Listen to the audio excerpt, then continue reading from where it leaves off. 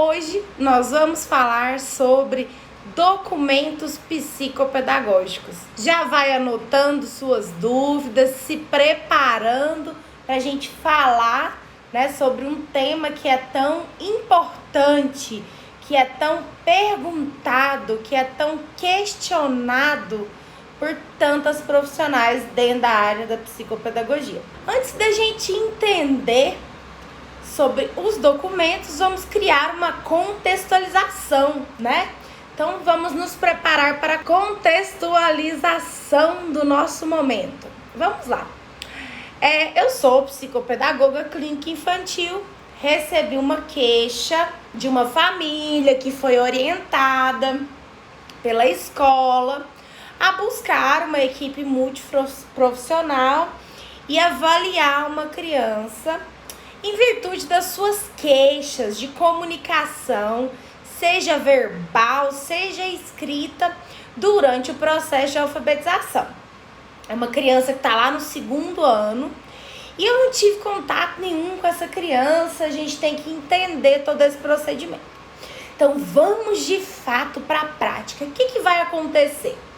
Bom, de prática, o que acontece é o primeiro contato com a profissional da psicopedagogia clínica. Lembrando que a profissional da psicopedagogia clínica não é membro da equipe da escola. Então, ela trabalha fora, no seu próprio espaço clínico, Ou ela trabalha nesse espaço clínico no edícula da sua casa, ou ela tem uma clínica em sociedade, ou ela subloca um consultório, enfim. O importante é que esse serviço é prestado no espaço externo à escola. Então, por isso ele é clínico.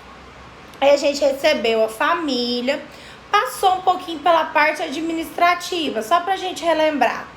Conhecemos a família, fizemos então uma proposta, Ou seja, apresentamos como que é nosso trabalho, como que vai ser um pacote de intervenção, assinamos lá o contrato de prestação de serviços, eu recebi da família e eu de fato emiti lá um recibo para o pai, com meu CNPJ, que aquilo foi pago para mim.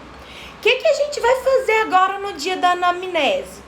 Bom, a gente não tem que pensar nessas documentações somente quando a família vai levar a criança. A gente tem que entender o motivo, o porquê de tudo isso. E onde está a essência? Quem sabe? Onde que está a essência da investigação do processo psicopedagógico clínico infantil? Quem souber já pode mandando nos comentários para mim. O que eu vou começar? Tirando os documentos administrativos que são contrato, recibo, onde que eu vou começar com a família? Qual vai ser o primeiro documento que a gente vai ter? Então, nós vamos começar pela anamnese. O que é um grande erro da anamnese, gente? Tem muitas profissionais, muitas empresas, consultórios que vendem os seus materiais em formato de edição, e eu acho que é super louvável a gente ter um norte. E é bom a gente ter um modelo para comprar, para comparar, para basear e para utilizar. Mas veja bem as palavras que eu trouxe para nós. Comparar, editar, utilizar, inspirar. Então, o que acontece? A gente tem que inspirar. Porque não adianta você compra uma anamnese, de repente ela é voltada para o público adolescente. E tem perguntas que não vão envolver o contexto do meu público, por exemplo, que é o infantil. Então, quando eu pego um documento de anamnese, eu tenho que editar esse documento. Eu tenho que trazer para a minha realidade.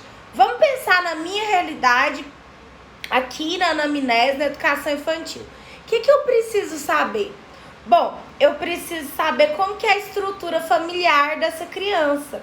E essa estrutura familiar, ela vai vir lá da base. Quem que é o responsável, se tem pai, se tem mãe, quem que conduziu essa criação, quem que teve os primeiros contatos, como que foi o primeiro contato com a escola, como que foi o parto, onde mora, tem algum CID que envolve a criança, por exemplo, ela faz algum tratamento, tem algum diagnóstico de transtorno, tem algum medicamento que se toma, é uma criança que teve alguma dificuldade de fala, de comunicação, de relacionamento. Dentro dessa anamnese, você vai construir o histórico daquela criança. Priscila, por quê? Que eu tenho que saber do parto da criança, sendo que eu não vou trabalhar isso, eu não sou psicóloga. Porque a gente tem que entender o cenário familiar.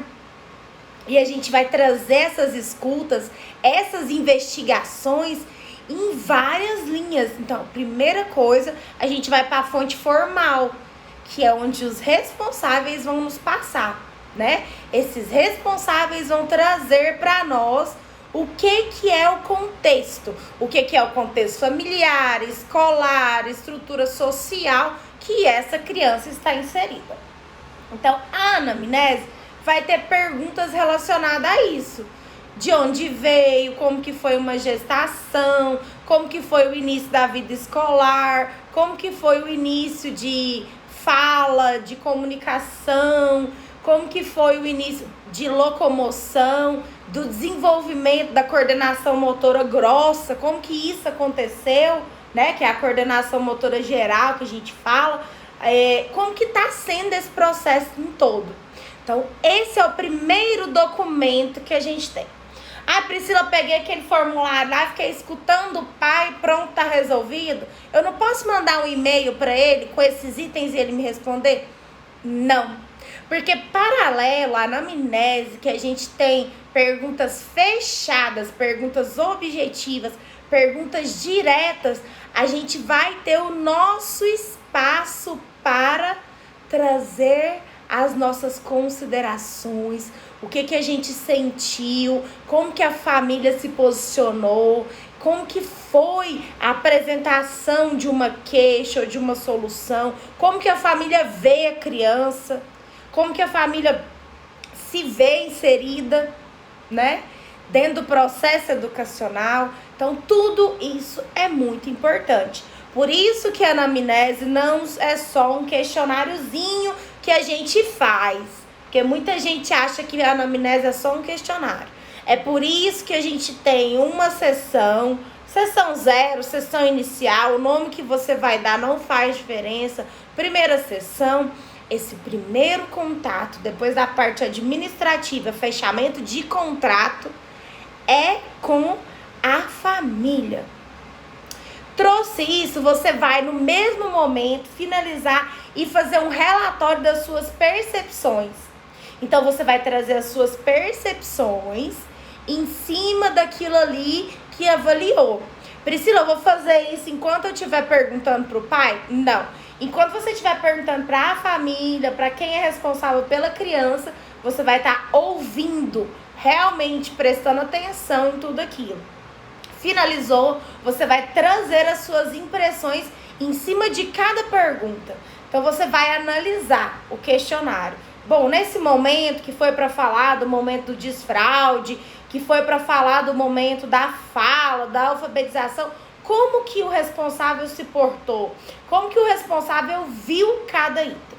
Então, primeiro, documenta a anamnese muito bem formulada para o seu público, muito bem analisada. Logo depois da aplicação, você tem que prestar atenção em todos os aspectos e fazer seu registro. Depois da anamnese, eu não simplesmente mando o pai embora, o responsável ir embora. Naquele momento, eu vou fechar a sessão, fechar o atendimento. E se lá na primeira sessão de fechamento de contrato e pagamento, a gente não tiver colhido, é o momento de colher a assinatura para o termo de responsabilidade sobre a criança e também o termo de autorização do responsável para que você vá até a instituição de ensino. Então, olha aqui, 3 documentos essenciais para o primeiro momento. A anamnese com o relato das suas observações, Aí a gente tem o termo de autorização para fazer avaliação e o termo de autorização para ter contato com a instituição de ensino. Feito isso, a gente vai para uma nova etapa. E essa nova etapa não é ouvir a criança. Essa nova etapa é quando a gente vai, então, chegar até a instituição de ensino. E hoje, com a modalidade online, esse documento ele pode ser trabalhado de uma forma diferente. Vou já explicar para vocês qual documento é a forma diferente de ser trabalhado. Mas passei a anamnese, já estou com os termos de autorização assinados, já tem a parte administrativa, que é contrato, recibo, tudo prontinho. Eu vou para um documento essencial. Essencial. Qual que é o documento essencial? É o termo que a escola te recebeu. Então, você pode chamar de termo ou de declaração.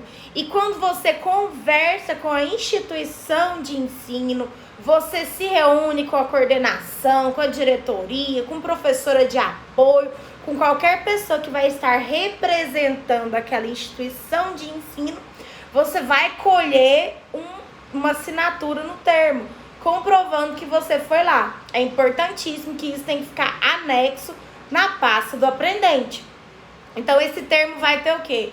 Por exemplo, Maria da Silva, diretora da escola ABC, Centro de Ensino Infantil, estive em reunião com a psicopedagoga Priscila Ribeiro Cândido para apresentar informações do processo avaliativo e desempenho escolar do aprendente no dia tal, de hora tal até hora tal. Colheu assinatura, carimbo, CNPJ da escola, tudo um documento formal, comprovando que aquela pessoa te passou aquelas informações, que aquela pessoa te passou uma queixa ou detalhes do processo de ensino. Isso é essencial, porque a gente tem que documentar da onde a gente está tirando nossas fontes de informações. Priscila, a família, além de me colocar para reunião com a escola, também me pediu a reunião com a fono, me pediu a reunião com o psicólogo, me pediu a reunião com o neuro. Ok, cada lugar desse você vai colher um termo diferente, tá bom? Então, cada contato com outro membro da equipe multiprofissional ou cada contato com a instituição deve ser documentado. Aquela pessoa tem que reconhecer para você que te recebeu. Esse documento em 2 vias. Você deixa uma via igual lá, assina também e leva a sua para ser guardada, ok? Pessoal, até aqui nós temos alguma dúvida sobre esses 3 termos que a gente falou? Anamnese, termo de autorização para instituição de ensino, termo de comprovação de contato e termo de responsabilidade da família autorizando que você conduza o processo de investigação ou de acompanhamento ou de intervenção psicopedagógica. Ok até aqui? Fomos até a instituição de ensino, nos reunimos com a família, com a equipe multiprofissional, fizemos então a anamnese, colhemos os termos de autorização e as pessoas que me receberam, seja na escola, seja nos consultórios das equipes multiprofissionais, reconheceram que eu estive lá, confirmaram para mim através do documento que nós tivemos um contato, que nós conversamos, né? Beleza, agora eu vou conhecer a criança. E eu escolhi que eu vou fazer na primeira sessão EOCA. Lembra que a gente inseriu um contexto inicial lá na live? A gente está falando de quem mesmo? A gente está falando de uma criança que está no 2º ano, que está tendo dificuldade de comunicação escrita e oral, escrita e verbal. E aí a gente recebeu uma queixa da família para entender o que está acontecendo nesse processo, né? Então agora eu vou receber a criança. Para receber a criança, eu preciso só da minha EOCA bonitinha e daquele formulário de avaliação da EOCA? Não. Em paralelo a qualquer teste que você for fazer, em paralelo a qualquer recurso que você for utilizar, vamos supor que você escolhe utilizar lá o PROLEC. O PROLEC tem o seu formulário de avaliação individual, mas você precisa de mais 2 documentos que deverão ser pré-preenchidos no início da sessão. Ser preenchido se tiver como durante a sessão, mas acabou, finalizou, tem que estar tudo registrado. 5 minutos após o término da sua sessão, você tem que ter feito o registro em todos os documentos. Quais são esses? Bom, se trata de um teste, de uma avaliação como, por exemplo, a EOCA, como, por exemplo, o PROLEC, como, por exemplo, o CONFIAS, independente do recurso que você vai utilizar, que isso é próprio para cada caso, você tem que ter em paralelo um registro de sessão, que naquele dia o aprendente chegou naquele horário, vai sair tal horário, como que você recebeu, a sensação que você estava tendo dessa criança. Ela chegou ansiosa, chegou calma, chegou chorando, chegou como? Primeiro marca um sentimento, defina esses itens que você vai colocar. Então, qual que é a sua percepção inicial da criança e como que ela saiu do seu espaço clínico. Como que a criança vai sair depois da intervenção? Bom, ela chegou ansiosa e saiu feliz? Ela chegou calma, saiu nervosa, porque eu fiz algumas perguntas sobre leitura e essa criança não gosta do processo de leitura, ela tem um trauma. Então, você tem que anotar essas percepções. Data de início, a data, horário de início, horário de saída, sentimento que você vê que a criança entrou e sentimento que ela saiu. E você pode perguntar, tem em paralelo recursos como baralhinhos, cartinhas da emoção, que eu tenho bastante. Perguntar como você está se sentindo hoje. Ou então coloca a sua percepção inicial e no fim, nos últimos minutos, pergunta como a criança se sente. Isso vai ser uma ficha de registro, vamos assim dizer, administrativo e emocional. Administrativo, porque está trazendo o dia que a criança veio, a hora que ela chegou, e emocional, a forma que você recebeu aquela criança e terminou o atendimento. Depois disso, a gente tem que também em paralelo, e esse não é utilizado pela maioria das profissionais que eu conheço, pela maioria das minhas alunas, e quando eu ensino as meninas a fazer isso, eu falo que parece que vira uma chave assim que muda o perfil. Tava falando com a mentorada semana passada e eu explicando para ela, eu falei, eu tenho documentos em paralelos, eu fico lá na minha prancheta, mas é muito mais fácil que vai avaliar até, que vai diferenciar até a minha avaliação final para emissão do informe, do relatório. Qual que é esse item? Esse item é o seu prontuário. O que você vai constar ali no prontuário? Rapidamente você vai colocar o código do seu item que está usando para ferramenta de avaliação. Isso aí é uma outra aula, um outro momento que a gente vai ter, mas é como codificar os seus recursos. O código do seu item. E aí você vai colocar principais habilidades que são exploradas ali. Por exemplo, eu vou trabalhar com CONFIAS. Então, vai ser comunicação verbal, escrita e escuta. Aí, eu coloquei CONFIAS, as habilidades exploradas e mais ou menos como que o aluno vai se relacionando com aquilo. Por exemplo, se você colocar um teste para dislexia e a criança teve facilidade com várias outras letras, só teve dificuldade com o E e com o 3. Então, observação rápida que você coloca. Ô Priscila, mas isso aí eu já não vou ter no teste?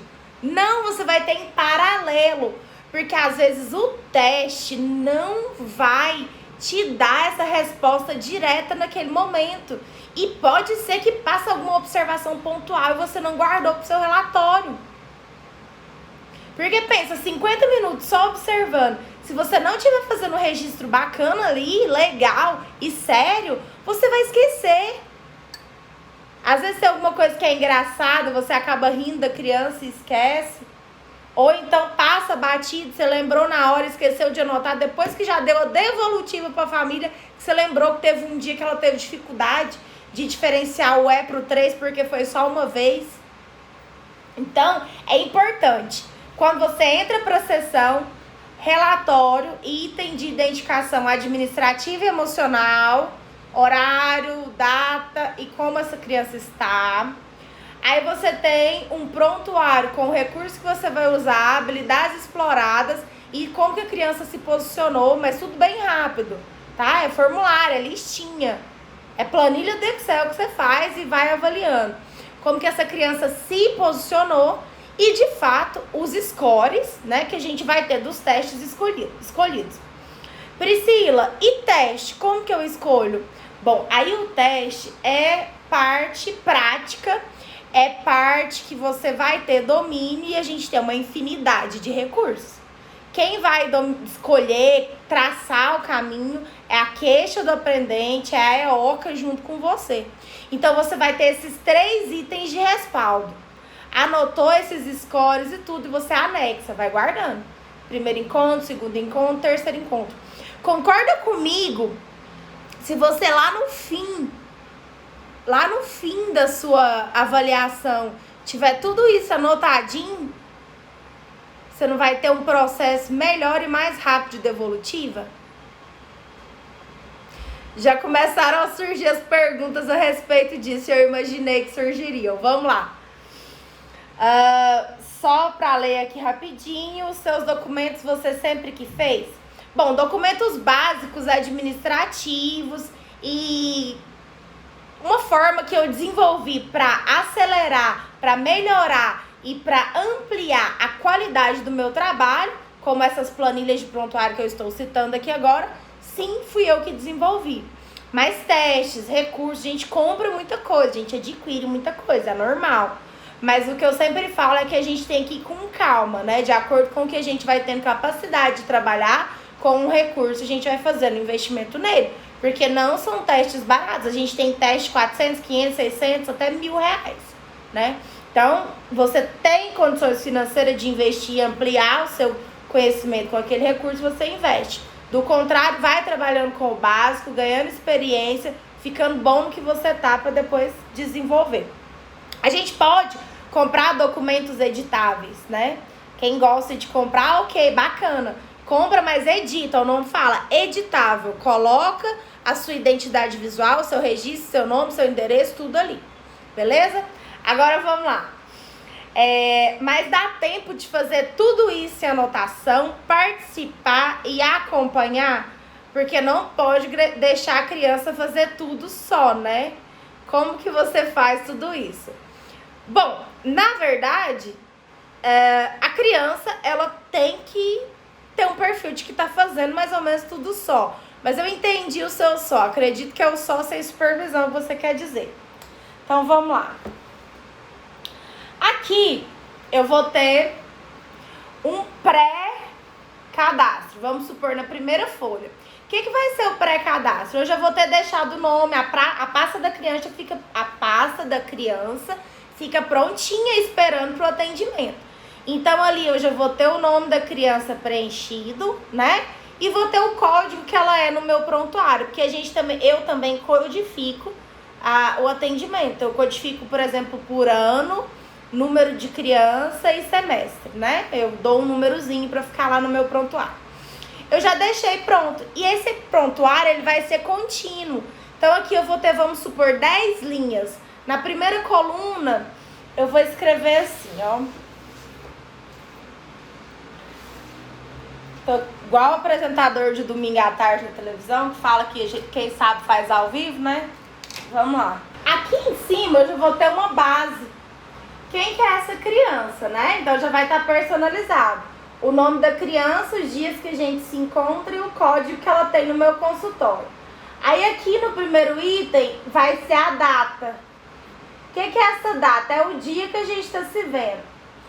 O horário, porque o horário é importante. Por que é importante? Se a criança chegar atrasada porque aconteceu algum imprevisto com a mãe, pode ser que ela chegue ansiosa. Então você tem que saber do horário. Horário de início. Como que a criança chegou? Aí ela chegou cansada, chateada, feliz, animada. Uma palavra que você vai escrever. E você pode usar código de cor, se você é uma pessoa que gosta de código. Ou, por exemplo, você vai ter uma estrelinha. A criança chegou feliz, é uma estrelinha. E eu anoto a estrelinha aqui. A criança chegou triste, é um coração. Você pode fazer até planilha do lado com código. 1, feliz, 2, triste, 3. Vai colocar uma emoção rápida. Em uma palavra você descreve isso. Aí aqui fica para depois, que vai ser horário de saída e como que essa criança saiu do meu consultório. Então, ó, data, horário de chegada, como que ela chegou emocionalmente, horário de saída, que é só depois do atendimento, e o como que ela se saiu. Aí eu tenho minha prancheta, eu trabalho com prancheta. Eu passo na prancheta, aí vou pra outra. Como que é a outra? A outra também já vai ter pré-estabelecida. Por quê? Aqui eu não vou ter o dado de identificação da minha criança, vou ter o dado de identificação da criança. Aqui eu não vou ter a data da avaliação, que eu vou ter preenchido antes, eu vou ter a data, ou se eu preencher agora, ok. E aí,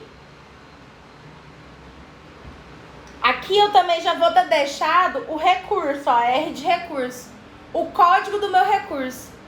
Quem já me acompanha sabe o tanto que eu falo que é importante protocolar as suas coisas, organizar, catalogar os seus itens. A partir do momento que você tem catalogado, por exemplo, lá você tem catalogado que a sua caixa de provas piagetianas é o recurso R01, você coloca o código dele aqui, R01. E lá na sua planilha de registro dos seus itens, você sabe que o R01 é prova piagetiana, mas isso aqui você deixou anotado antes. E o que ela vai explorar? Eu vou fazer o quê? A prova de concentração de massa?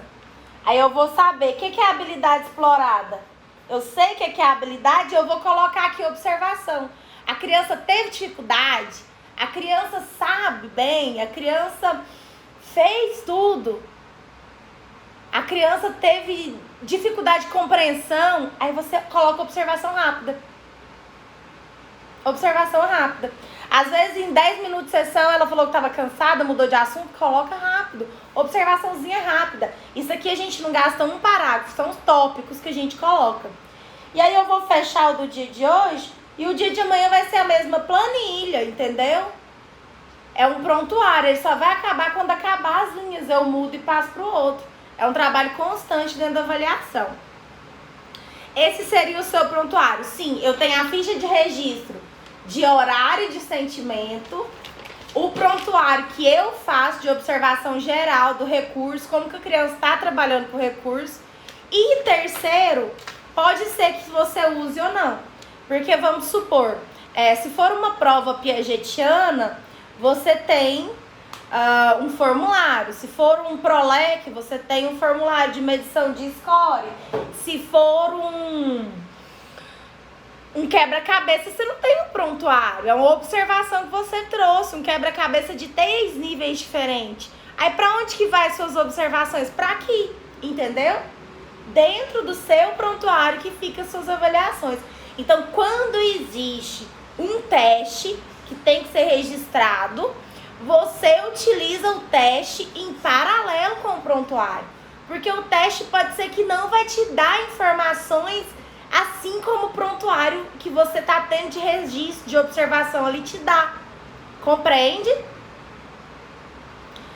A pergunta da Iracema foi a mais que mais se posicionou com relação a essa dúvida. Então vamos lá, Iracema, eu vou pedir a minha resposta pela sua resposta.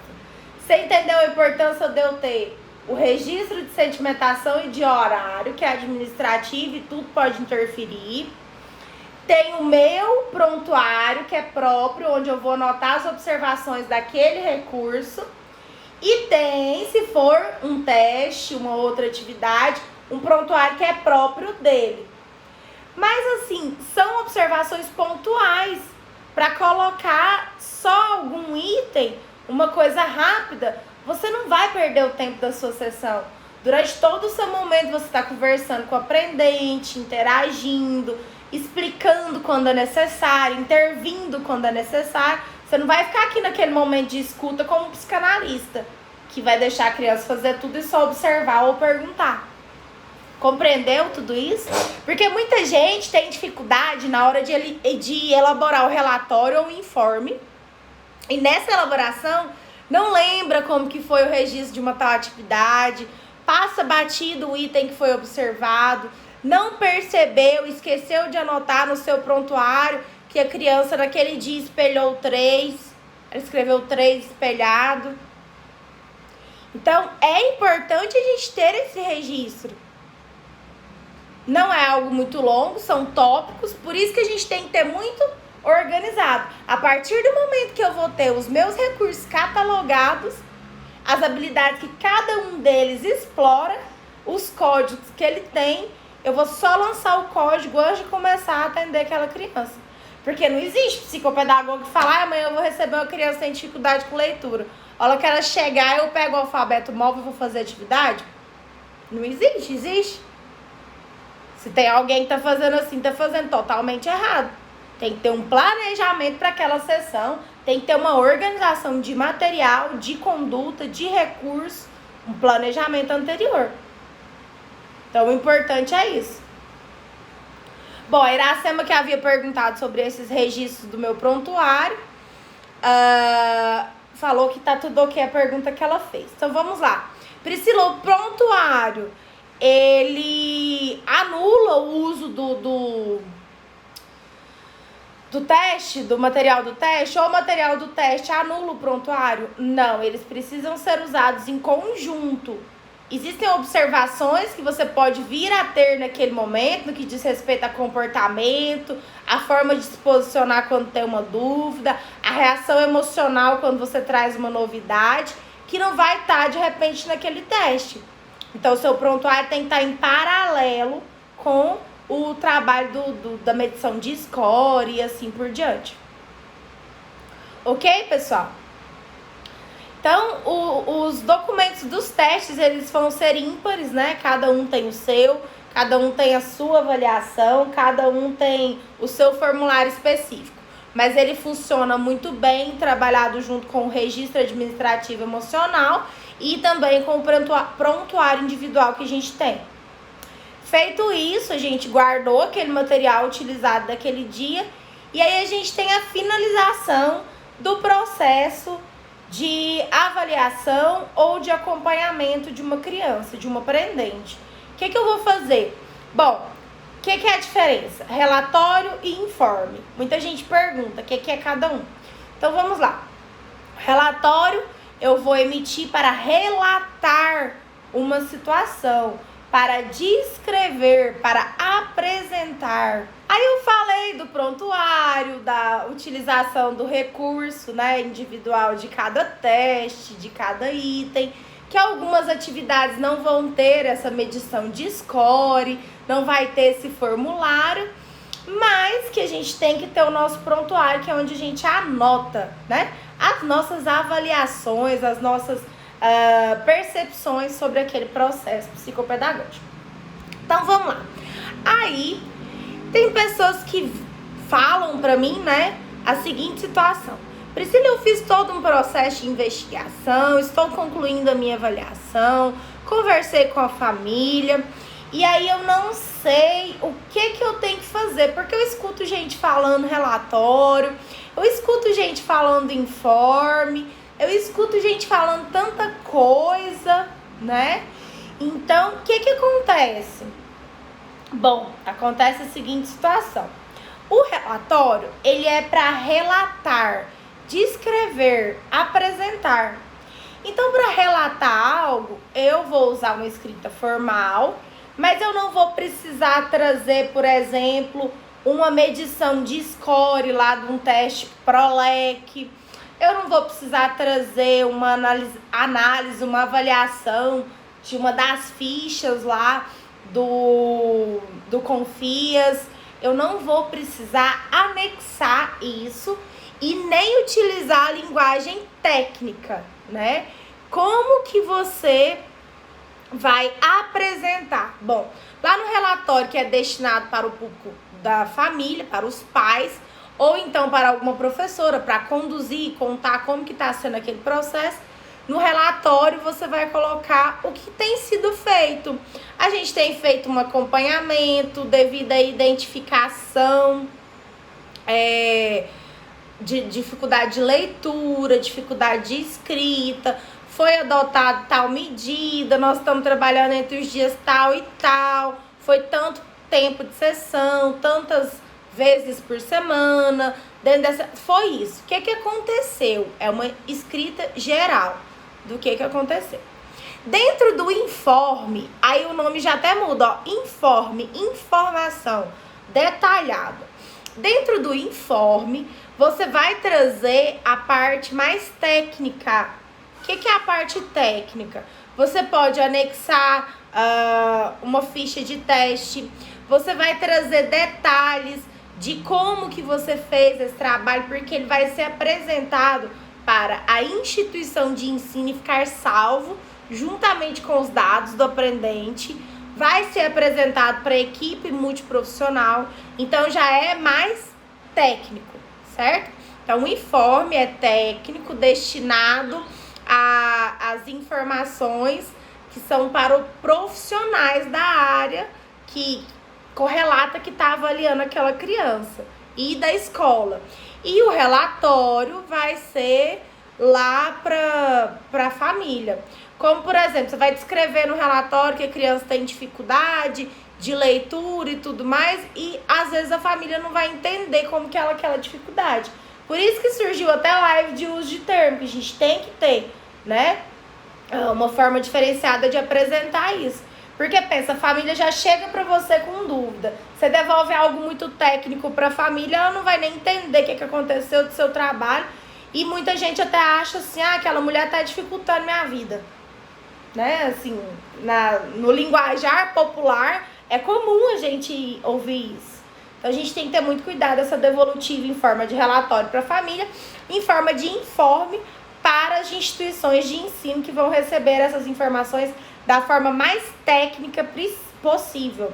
E aí, por isso que a gente precisa guardar os testes, os scores, as nossas pranchas de avaliação. A gente precisa guardar também os nossos prontuários por 5 anos. Porque você avaliou e você tem que ter prova de tudo que foi avaliado.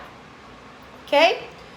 Deu para entender essa diferença de informe, relatório? Informe, informação técnica. Relatório, relato, descrição. Informe para a área técnica, relato para família ou para uma professora que vez ou outra pode te pedir um posicionamento de como essa criança está, se for um acompanhamento contínuo. Priscila, em 5 sessões você acredita ser possível avanços na leitura e concentração dessa criança? Pode haver algum avanço, sim, né? Claro, a gente vai ter um trabalho que vai ser construído nessas 5 sessões, mas a gente tem que aprender a separar muito bem. Antes de começar um trabalho voltado para avanço, que é a palavra que não é muito bem utilizada, mas que é para progressão, vamos assim dizer, de uma dificuldade pontual causada por um fator diverso, a gente tem que pensar que tem que passar por um processo avaliativo. Então, entender o que está sendo aquele empecilho dentro do processo de leitura, de concentração. O que a criança está tendo de dificuldade? É uma dificuldade pontual? É uma dificuldade global? É uma dificuldade que envolve alguma questão congênita? É uma dificuldade que envolve alguma postura do profissional da educação ou postura da própria criança perante alguma situação emocional que ela está vivendo? Então, quando a gente vai pensar em sessão para intervenção, para progressão, a gente tem que ter tido uma avaliação antes. E eu acredito o número 5 muito pouco. Para avaliação só com a criança, a gente vai ter que trabalhar mais ou menos de 10 a 15 para entender todo o contexto. E para progressão, eu acredito que no mínimo uns 3 meses. É a forma que eu acredito. Porque é um trabalho muito minucioso, é um trabalho muito delicado, é um trabalho de formiguinha que a gente vem fazendo, que tem as escutas, as intervenções, as reflexões. Por exemplo, a criança vai ver a letra A, Você vai falar pra ela, que letra que é essa? Você vai falar, não, esse aqui não é o é. A gente não faz assim. E nós vemos muitas profissionais fazendo. E não é assim, a gente tem que entender o porquê que ela acredita que aquela letra é o é. Ela simplesmente falou que é o é porque chutou, porque não lembra, porque veio a cabeça. Ela tem dificuldade de associação. Então, é compreender todo esse processo. Por que que a criança acredita que é de uma forma diferente do que é a forma propriamente dita? Por que que ela não conseguiu absorver aquele conteúdo? Foi alguém que não apresentou lá na escola? Ou foi uma apresentação que foi feita e não foi satisfatória para o contexto daquele aprendente? Então, primeiro precisa pensar nesse cenário, né? E dentro da psicopedagogia a gente não trabalha com a criança, é assim e pronto. Não, é entender o porquê. É saber o perguntar, o direcionar. E depois você trazer o posicionamento da forma que a gente devidamente deve utilizar, por exemplo, uma letra. É trazer um porquê. Entendido. Então, o processo primeiro de avaliação, que seriam necessárias essas sessões no primeiro momento, deve ser explicado no contrato. Será construído também em cima dessas questões? A gente tem momentos, né? A psicopedagogia, ela tem cenários. Qual que é o primeiro cenário que, quando você tem contato com uma profissional, na verdade, uma família tem contato com uma profissional, acontece? Existe uma queixa, tem um motivo de estar ali, né? A gente tem uma dor. Qual que é a dor? A dor do meu filho é que ele não tá lendo e lá na escola ninguém tá sabendo o que tá acontecendo. Eu já levei numa fono, conversa muito bem, se comunica muito bem. Já levei no oftalmo, tá enxergando perfeitamente. E eu não sei por que não tá lendo, não tá escrevendo. É uma criança que não apresentou problemas gerais ali na escola de relacionamento com ninguém. Então não teve uma situação de bullying que foi exposta, não teve uma dificuldade pontual que foi apresentada ou pela criança ou pela escola. Aí me indicaram a psicopedagoga. Chegou, você recebeu a queixa, o que você vai fazer? Investigar. Como que a gente investiga? Primeiro, ouvindo família, né? Faz um contrato, falando, vou fazer uma avaliação.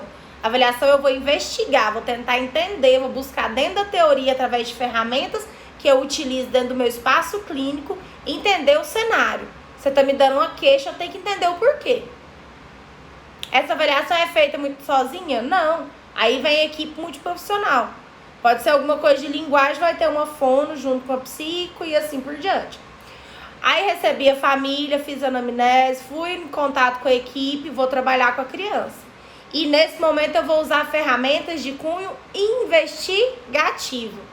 Fiz a investigação, compreendi que a criança tinha dificuldade de entender o som das letras e isso fazia com que ela tinha dificuldade de formar sílabas simples, sílabas compostas, consecutivamente palavras e automaticamente ela não lia. Mas o problema estava lá no processo inicial, que era a identificação das letras e som das letras. Então eu percebi isso através da aplicação das ferramentas que eu escolhi. Aí, lembra do cenário do início da live, que é uma criança de 2º ano com dificuldade de leitura e escrita? Tá. Aí, passou esse processo de avaliação, eu faço meu informe para a escola, o que eu usei de ferramenta e o que essas ferramentas me deram de resultados e faço o relatório para a família de que eu percebi dentro desse processo através do uso dessas ferramentas. Aí, depois disso tudo, você vai fazer uma proposta de intervenção. Então, a equipe vai atuar. Lá na escola, quando você for devolver para a família, para a escola ou para a família, eles vão entender que tem que haver um trabalho em cima de alguma habilidade específica que está travando, vamos assim dizer, o desenvolvimento do processo de leitura. Aí você vai apresentar a proposta. Vamos fazer um acompanhamento. Esse acompanhamento pode ser mensal, 2 vezes por semana, 1 vez por semana. Ou então, se você quiser, vamos fazer um pacote de acompanhamento de 10 sessões.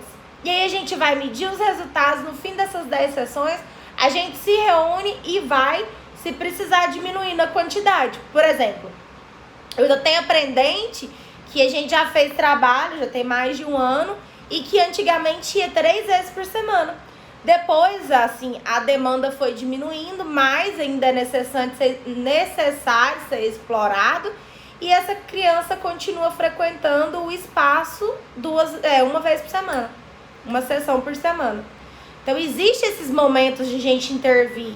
E como que é feita essa intervenção? Falando que A é A, B é B? Se é dificuldade de leitura? Não. É um conjunto de métodos que a gente vai desenvolver e explorar junto com o caminho que aquela criança me deu. O que é a dificuldade que ela mais tem, o que ela mais tem facilidade, suas preferências e tudo que a gente vai trazer para dentro do cenário psicopedagógico. Então, tudo isso, gente, está embasado em fundamentos básicos. Gestão de horário, gestão de documentação, saber o que você faz, gestão de recursos, que recurso que você tem, como que aquele recurso foi utilizado. Você tem um recurso ali, fez um teste, pegou o prontuário, como que você vai colocar aquela devolutiva no relatório? Como que você vai apresentar a sua proposta para a família da sua metodologia com a proposta comercial para aquela família trazer o aprendente mais uma vez para aquele cenário depois da avaliação? Como que você vai precificar o seu trabalho? Como que a escola vai entender que você tem um momento de escuta, que você aborda o seu prontuário? Então, tudo envolve planejamento administrativo, financeiro, que é como você conduz os seus recursos, como você conduz o seu preço, como você conduz os seus horários, como você conduz a recepção das pessoas no seu espaço.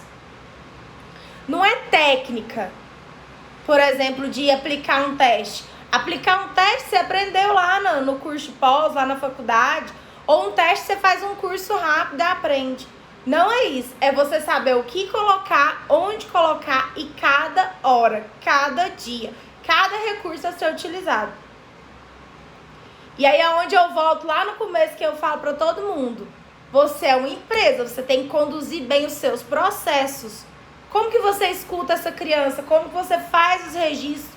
Como que você recebe essa família? Como que você precifica? Como que você estrutura o seu consultório? Como que é a sua postura? Quais termos você utiliza?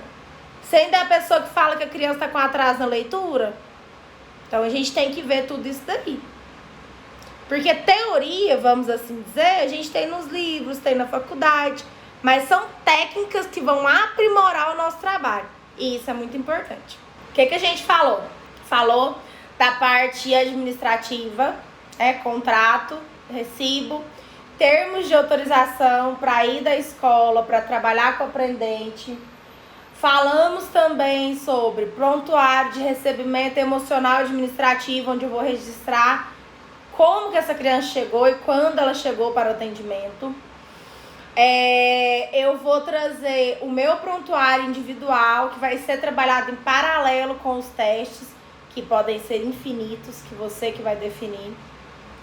Vou saber como posicionar no relatório e como posicionar no informe. Depois de tudo isso, eu vou apresentar para a família o que tem e vou fazer minha proposta. Olha, a gente tem um trabalho voltado para a parte piagetiana ou para a parte montessoriana de construção do conhecimento em cima da sua vivência. Então, com isso, a gente vai fazer uma intervenção assim. E é mostrar de fato o que é feito, não ensinar a família para ela fazer em casa. Não é isso, gente. Parece que tem muitas pessoas que têm dificuldade de expor como trabalho. E eu volto para vocês e falo, isso é gestão. Se você tem gestão dos seus recursos, se você tem gestão dos seus documentos, se você tem gestão do seu tempo, cara, você só não ganha 5 mil reais por mês porque não quer. Trabalhando 3, 4 dias da semana. Mas para isso você tem que passar por uma revolução de reestruturação e de se ver como uma empresa. A gente precisa se ver como uma empresa, é uma das principais dificuldades que a gente tem. Então, surgindo mais alguns comentários, se vocês tiverem dúvidas, já vão colocando, eu vou lendo os comentários. Essa é a minha maior dificuldade, saber encaixar cada detalhe desse, como fazer esses documentos, sei que é aos poucos para aprender. Não precisa ser aos poucos, tá, Iracema? Você pode fazer tudo isso muito rápido, é só se organizar e construir. E aí a resposta do que você falou, Iracema, tá lá no comentário da Vânia, que é o último. A palavra mágica é gestão. Você é uma empresa, mulher, não é no sentido negativo. Eu sou uma empresa que muda vidas, eu mudo a vida dos meus aprendentes através da psicopedagogia, assim como eu mudo a minha. Então é importante pensar nisso. Só que toda empresa precisa de gestão, precisa de documento adequado para fazer uma avaliação.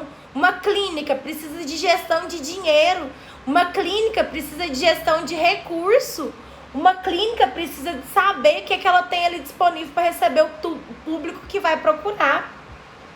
Uma clínica tem que saber da satisfação dos seus aprendentes. E essa satisfação foi gerada por quê? Principalmente na questão infantil, né? O corpo fala, as atitudes falam, não é só verbalizando que a gente fala. Amei suas explicações. Vaninha, que bom, Pri. Aprender a se organizar desde o princípio ajuda muito para quem está começando. Economiza tempo, facilita o trabalho, passa confiança para os pais.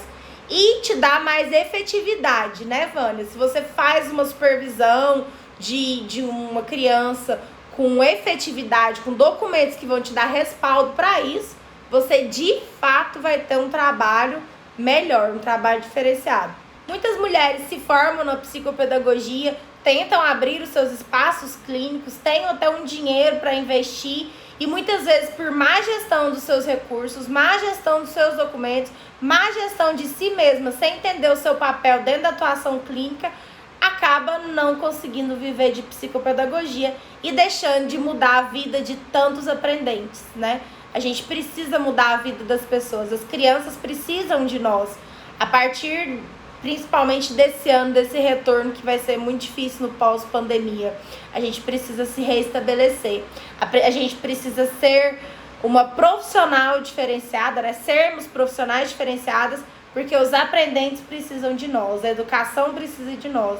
E pra gente fazer um trabalho bem feito, a gente tem que se estruturar, né? Não é só o amor que muda o trabalho que a gente faz. É claro que é a técnica, que é a postura, que é as ferramentas que a gente utiliza que nos faz diferente.